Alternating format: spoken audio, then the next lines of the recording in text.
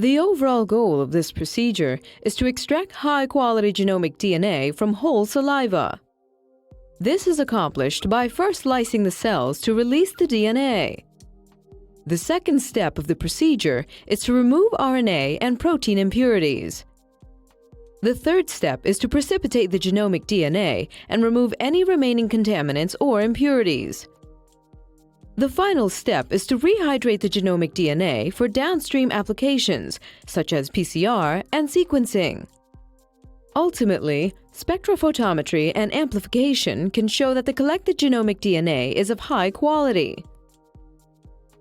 The main advantage of this technique over collection kits is the costs will be significantly reduced without any loss in yield.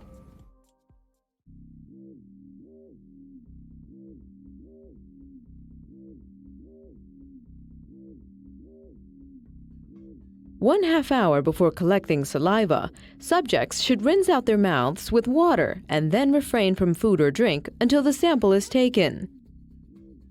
To take the sample, have the subject spit precisely 2.5 milliliters of saliva into a 15 milliliter tube containing 2.5 milliliters of DNA stabilization buffer.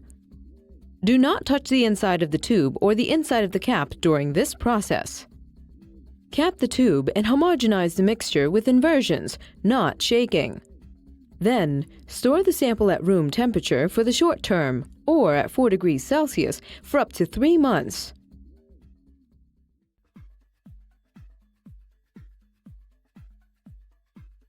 Preparations include heating a water bath to 37 degrees Celsius and having 3 15 milliliter tubes at the ready.